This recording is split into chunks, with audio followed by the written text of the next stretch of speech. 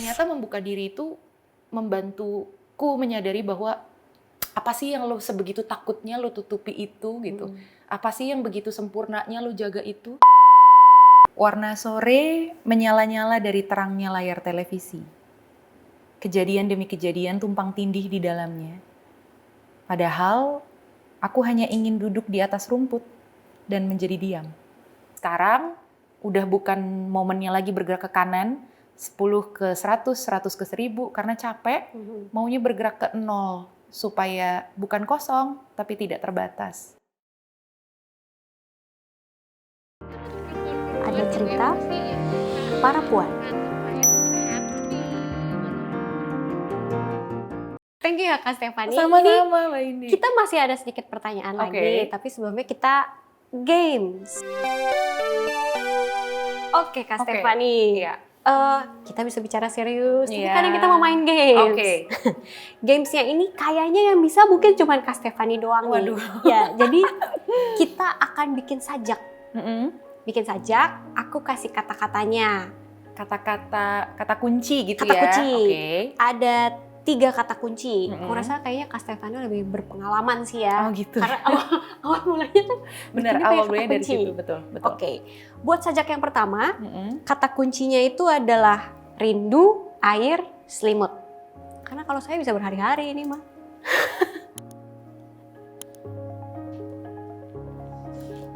Aduh, jangan dilihatin. Oh iya, jangan ya, kita lihat ke layar aja.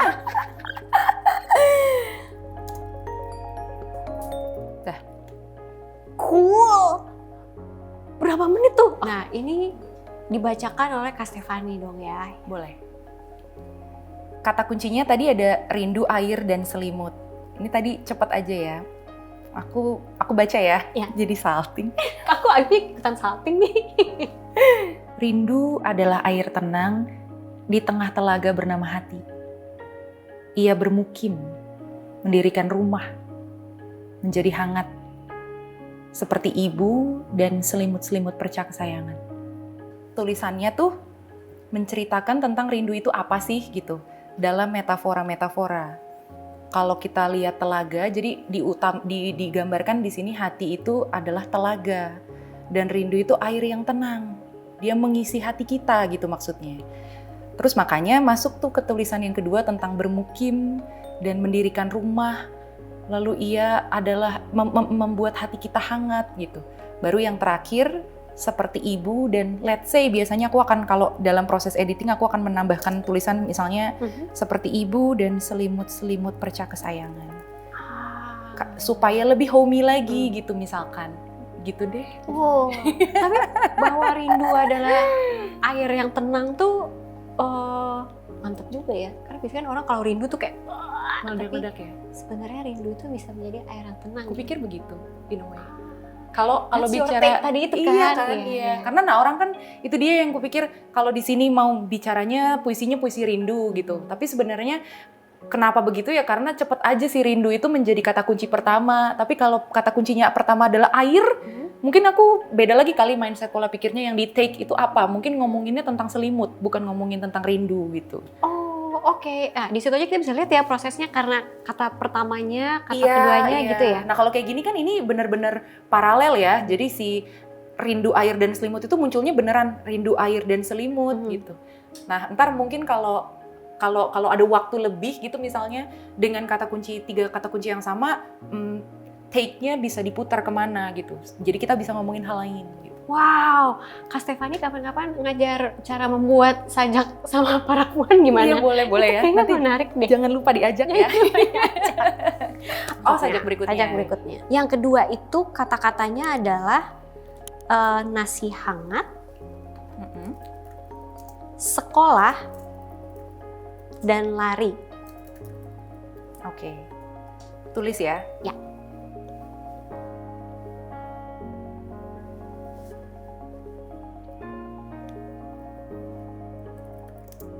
Gitu misalnya. Oke. Wow, cool.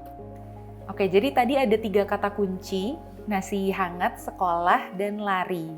Ini aku bacain ya berarti ya. Kuharap sekolah mengajarkan kita tentang pelajaran melepaskan diri. bagaimana kita dapat lari dari hal-hal yang mengikat kita. Dan pulang ke rumah, kelaparan, seraya mengisi perut dengan sepiring nasi hangat di meja makan yang dingin. Waktu dengar 3 kata kunci ini, yang muncul di kepalaku tuh anak kecil, lari-lari pulang mau makan gitu. Karena itu kan langsung menjadi sebuah cerita gitu, tapi aku berusaha untuk menjadikan itu sesuatu yang lebih dalam lagi dengan menggunakan sekolah sebagai metafora. Misalnya, aku harap sekolah mengajarkan kita pelajaran tentang melepaskan diri. Jadi bayangannya yang muncul di sini adalah seseorang itu berharap ilmu yang dia dapatkan dulu ketika dia menempuh pendidikan itu tentang dia bisa speak up misalnya, melepaskan diri itu. Dari apa sih? Masuk ke bagaimana kita dapat lari dari hal-hal yang mengikat kita. Melepaskan dirinya terus dijelaskan dengan kata kunci lari itu. Dan pulang ke rumah, kelaparan, keroncongan gitu ya. Seraya mengisi perut dengan sepiring nasi hangat di meja makan yang dingin. Artinya, nasi hangat, terus kalau dilihat di bawah ada kontranya meja yang dingin, yang merepresentasikan mungkin rumah yang tidak tenang. Terus tapi nasi hangat itu tetap bisa dinikmati karena I am not sorry for what I've done gitu loh ibaratnya.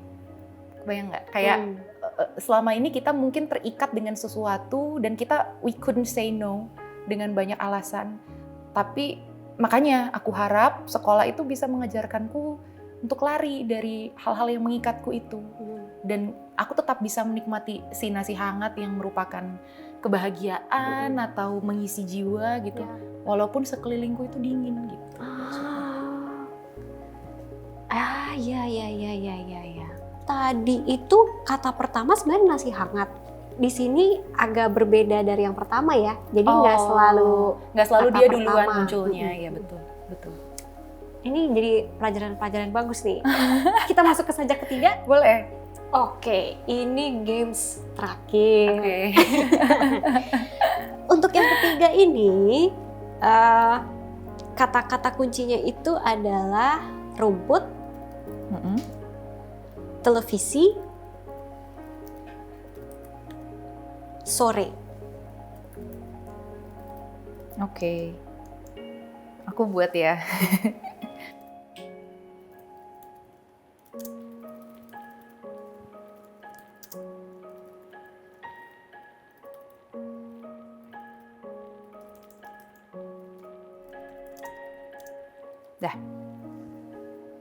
Warna sore menyala-nyala dari terangnya layar televisi.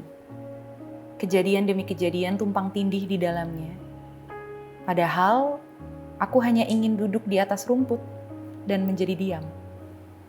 Jadi, tulisan ini, kalau dengar kata kuncinya, rumput, TV, dan sore itu nggak tahu kenapa tadi ada langsung penggambaran itu, kayak duduk-duduk di atas rumput. Kalau di sini yang menjadi bukan problem ya, yang menjadi sudut pandang adalah bahwa orang itu kadang suka banget terserap ke media sosial, TV ini menjadi representasinya. Terus di dalamnya itu banyak kejadian yang tumpang tindih dan rame banget dan riuh rendah. Padahal yang kita mau itu cuma diem aja, menyaksikan dunia berjalan di hadapan kita, tapi bukan yang ada di layar TV gitu maksudnya. Dunia nyata ya? Begitu, iya. Basically gitu sih maksud puisinya, puisi pendeknya. Padahal aku hanya ingin duduk di atas rumput dan menjadi diam. Jadi ada kecepatan. Betul.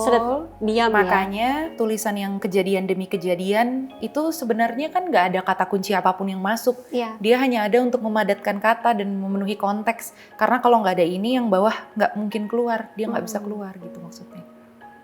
Padahal dia nggak harus ada kan gitu.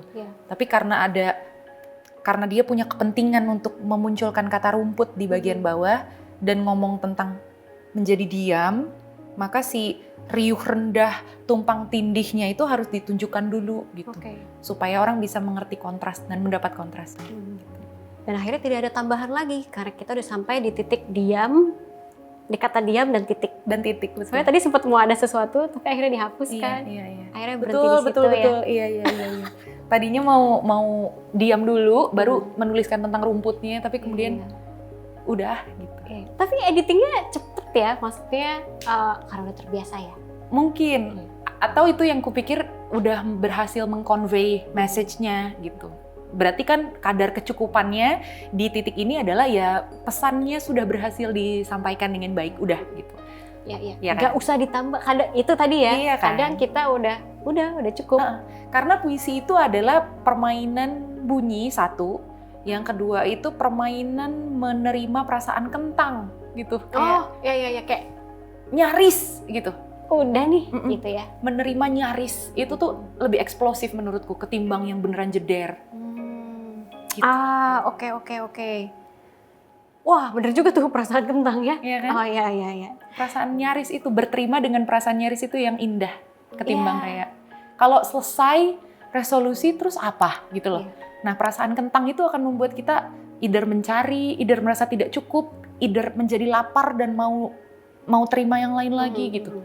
Kentang itu yang menurutku lebih penting.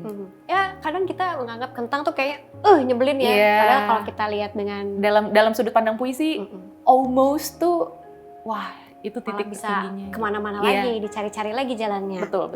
Oh, itu keren banget. Nah, karena kita udah ngobrolnya tuh udah seru banget ya. Ada harapan nggak sih Kak Stefany buat diri sendiri mungkin atau buat penikmat karya-karyanya kamu gitu ya, dengan terus berkarya gitu sebagai penulis atau podcaster, masih punya harapan nggak sih buat diri sendiri dan orang yang menikmati? Tentu. Kalau ditanya soal harapan, makin dewasa ya, aku menyadari satu hal juga tentang diriku dari proses menjalani dunia kepenulisan ini khususnya lagi. Karena bedanya dengan pekerjaan, karya dalam bentuk tulisan, dalam bentuk apapun itu mediumnya, itu ada separuh diriku, ada setengah jiwaku, setengah hatiku gitu loh. Jadi nggak akan pernah lepas dari proses pendewasaan diri. Kalau pekerjaan, kalau bisa sedetach-detachnya, jadi nggak ada emotional attachment sama sekali. Beda sama kekaryaan ini. Dan karena itu, aku juga menyadari prosesku bertumbuh dewasa, itu akan sangat mempengaruhi tulisanku apa sih nanti, bunyinya apa, konteksnya apa, pelajarannya apa. Jadi harapan buat diri sendiri, sekarang sudah semakin dewasa, sampai nanti ingin terus berada di sini, sampai nanti ingin terus belajar untuk udah dewasa, makin lagi gitu. Harapannya adalah supaya terus ingat untuk bisa mengerjakan hal-hal yang bermakna. Jadi udah bukan mencari yang paling besar, paling tinggi, paling hebat, paling viral, tapi yang kecil tapi berdampak besar, kecil tapi bermakna. Makna itu. Aku nggak mau lupa itu. Harapannya itu. Jadi sekarang udah bukan momennya lagi bergerak ke kanan, 10 ke 100, 100 ke 1000 karena capek, maunya bergerak ke 0 supaya bukan kosong tapi tidak terbatas. Harapannya begitu. Lalu untuk teman-teman pendengar, harapannya juga supaya tumbuh bersamaku, bersama tulisanku, in a way biar juga ada harapan seiring teman-teman pembaca atau pendengar itu tumbuh dewasa, ada perjalanan atau ada tulisan kata puan, ada sedikit hatiku, jiwaku, perasaanku yang make a mark dalam perjalanan kalian. Lalu kemudian kita akan ketemu lagi di satu titik yang, wah kita sama-sama tumbuh ya gitu. Dan kita sama-sama berdampak ya. Karena tanpa teman-teman pembaca atau teman-teman penulis juga nggak akan, teman-teman pembaca atau teman-teman pendengar juga mungkin aku akan di satu titik berhenti gitu. Tapi karena kehadiran teman-teman sekalian ya, aku bisa terus melanjutkannya. Jadi aku harap teman-teman juga tahu bahwa keberadaan kalian penting gitu dalam prosesku tumbuh. Mantap. Kalau pesan-pesan sendiri gitu misalnya buat, kan kita menyebutnya juga kawan puan. Buat kawan puan yang mungkin dia lagi ada di titik ketika kayak Kak Stefany di awal gitu. Butuh encouragement, butuh pemicu rasa percaya diri, yang mungkin juga lagi mengeksplor minatnya, bakatnya, nggak tahu nih apa ya gitu. Kak Stefany ada pesan nggak buat kawan puan yang lagi ada di titik Kak Stefany di awal-awal sebelum memulai kata puan, yang mungkin lagi overthinking tadi, merasa dirinya kok kayaknya kurang kurang berharga, kurang cocok di tempatnya, yang penuh pertanyaan, yang lagi bahkan mungkin mengeksplor diri juga gitu, bakatku apa ya, ada pesan nggak yang mau disampaikan? Menurutku untuk kawan puan dimanapun berada, perasaan ragu, khawatir, dan takut kita itu nggak bisa dihindari, cuma bisa diterima. Tapi jangan sampai ketakutan atau keraguan atau perasaan itu menelan kita. Balikin pola pikirnya, kita yang menelan itu supaya jadi bahan bakar untuk kita menemukan apa yang kita suka. Berangkat dari diri sendiri itu sudah pasti. Karena kalau aku begitu Mbak Indi, cari dulu apa yang aku suka. Aku suka menulis nih. Itu yang menjadi platform, menjadi media gitu. Kalau teman-teman di sini ada yang mungkin sukanya nyanyi, sukanya membaca, itu juga bisa menjadi, lalu apa yang bisa dilakukan lebih dari apa yang teman-teman suka gitu. Temukan dulu apa yang kita suka, bukan karena Mbak Indi suka bicara, aku ikut-ikutan. Karena aku suka menulis, Mbak Indi juga jadi ikut-ikutan. Itu namanya nggak jujur. Karena apa yang mau kita miliki, apa yang mau kita jalani, harapannya itu jadi sesuatu yang panjang usianya gitu. Dan oleh karena itu, jujur dengan diri sendiri, tahu apa yang kita suka dulu, terus getolin aja dulu pelan-pelan seraya kita memperbaiki diri. Kupikir itu akan sangat membantu kita, membantu manusia dalam menemukan apa yang baik untuknya. Lalu pada akhirnya dunia ini akan selalu menghadiahi kita sebuah tempat di mana kita itu diterima. Jadi nanti kalau sudah temukan itu, jangan lihat kanan kiri. Kok dia lebih banyak sih? Kok gue lebih sedikit sih? Yang penting kan tempatnya ada. Bahwa kita semua itu punya tempat itu. Kalau dibanding-bandingkan terus pencapaiannya mungkin, atau level keterkenalannya, level tenarnya, mungkin beda lah semua orang. Atau pasarnya memang berbeda, tapi perasaan bahwa kita itu punya tempat, sekecil apapun, harusnya harapannya cukup untuk kita terus melaju, gitu. Wah, luar biasa banget. Di titik itu kita akan tahu bahwa, aku berharga loh. Betul, ya. Betul. Kak Stefani, Ya. terima kasih banyak ya. Sama-sama Mbak. Insightful, penuh tips. Menurutku meskipun kita membahas sesuatu yang sifatnya berpuisi, tulisan, tapi ternyata banyak take away-nya loh. Iya, ini sangat praktikal loh gitu. Mudah-mudahan, dan banyak tentang hidup ya akhirnya. Banyak ya. tentang hidup. Ya. Akhirnya kita bisa kontemplasi ya. Betul, mudah-mudahan. Amin. Semoga juga bermanfaat buat kawan puan. Amin. Kawan puan, terima kasih banyak ya sudah menyimak cerita para puan kali ini. Seperti biasa, kalau boleh saya ingin merangkum sedikit apa saja yang sudah kita bicarakan bareng Kak Stefani. Yang pertama, Kak Stefani mengingatkan kita bahwa perasaan berharga itu tidak melulu harus datang dari dalam diri sendiri. Stefani bercerita bahwa bagi dirinya, dia merasa berharga ketika dia mengundang orang lain untuk masuk ke dalam dirinya, ke dalam kehidupannya, mengisi hari-harinya, dan dia juga merasa berharga ketika dia bisa mendengarkan cerita perjalanan hidup orang lain. Yang kedua, Stefani juga mengingatkan kita bahwa ketika kita sudah mencapai titik maksimum, saatnya kita bergerak ke titik nol. Nol di sini bukan berarti kosong, tapi bahwa kita bergerak ke arah tanpa batas. Yang ketiga, Stefani juga mengingatkan kita bahwa perasaan kita, setiap emosi kita itu punya tempat. Dan seharusnya hal ini cukup untuk membuat kita merasa bahwa kita berharga. Sekali lagi terima kasih banyak kawan puan sudah menyimak cerita para puan. Kita ketemu lagi di episode berikutnya. Tapi sebelumnya jangan lupa like, komen, tinggalkan komentar tentang pendapat kawan puan soal podcast kali ini. Dan jangan lupa juga subscribe supaya kawan puan tidak pernah ketinggalan episode berikutnya. Terima kasih sudah menonton. Bye!